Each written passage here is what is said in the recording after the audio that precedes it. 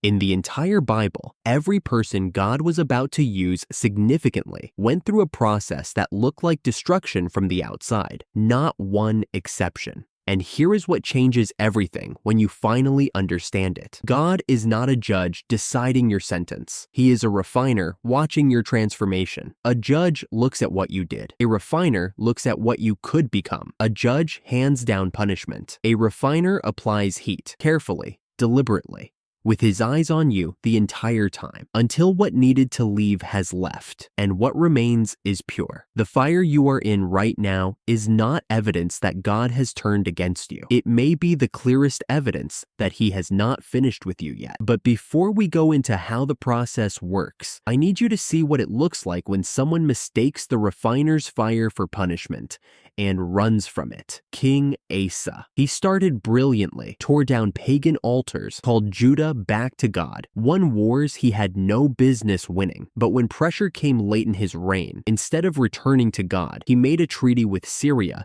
and dismissed the prophet who warned him. His feet rotted. He died bitter and isolated. God wasn't withholding from Asa. Asa was withholding from God. The moment he decided the fire was punishment rather than preparation, he walked away from the very process that would have completed him. The first thing the refining process does is this. Heat reveals what's actually inside. Before anything can be purified, the heat has to surface what's there. You cannot remove what you cannot see. Hezekiah is the case study nobody preaches here. God healed him from a terminal illness, extended his life 15 years. Then the Babylonian envoys arrived to congratulate him, and Hezekiah showed them everything: the treasury, the armory, everything in his house. The moment the pressure lifted, pride surfaced that he didn't even know was there. Isaiah came and named the consequence. But here's what matters. God did not abandon him after that. The heat had brought something to the surface, so it could finally be dealt with. Hezekiah wept and said, "The word of the Lord you have spoken is good." He received it. The same fire that exposes the impurity is the thing that makes removal possible. Ask yourself this: what has this season brought to the surface in you that you didn't know was there? The second thing, fire removes what doesn't belong, not what you are. Shadrach, Meshach, and Abednego were thrown into a furnace heated 7 times hotter than normal. So hot, it killed the soldiers who threw them in. They came out and not a hair was singed, but the ropes were gone. Only the ropes. The thing that had bound them was the only thing the fire took. That is the precision of the refiner. It doesn't burn randomly. It targets exactly what needs to go. The relationship you're grieving, the identity you built over years, the plan you were certain was yours, it may not be being destroyed. It may be being removed because it was the rope, because it was the thing keeping you from moving freely into what's next. What is the fire targeting specifically in your life right now? And is it possible that thing was a rope? The third thing, the refiner never leaves the furnace unattended. This is what breaks people about Job. 37 chapters of silence, no explanation, no answer, just suffering that kept accumulating while God said nothing. And then in chapter 38, God finally speaks, not with an explanation, but with a question. Where were you when I laid the foundations of the earth? And Job, covered in sores, having lost everything, doesn't argue. He says, "My ears had heard of you, but now my eyes have seen you." The suffering didn't give Job information.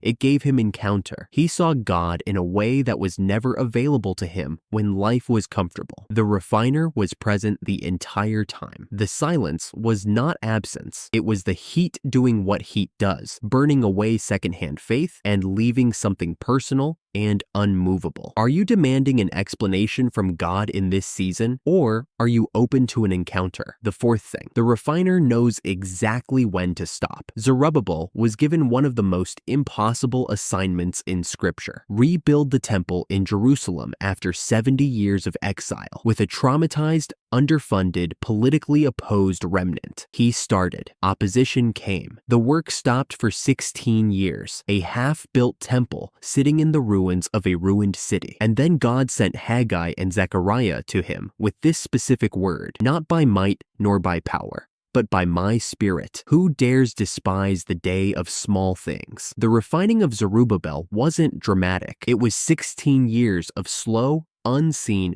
unvalidated faithfulness on an unfinished thing until the day he stopped needing results to prove the obedience was worth it. That's when the temple got finished. Is there something unfinished in your life that you've abandoned because the results haven't validated it yet? Now, here is the moment most people quit, and it's not at the beginning of the fire. It's when the fire seems to intensify right before it ends. Here's what nobody tells you about Shadrach, Meshach, and Abednego. They didn't know there was a fourth figure waiting for them inside the furnace. They stood in front of it, already heated 7 times hotter, and said, "Our God is able to deliver us. But even if he does not, we will not bow." Even if he does not is the hardest sentence in Scripture. It is faith that has fully released the outcome. It is trust that doesn't require the answer before it moves. You are probably at an even if he does not moment right now. The prayer hasn't been answered. The door hasn't opened. The season won't end. And God is asking the exact question he asked them. Will you trust me before you see the result? Because that moment, the one that feels like the fire is winning,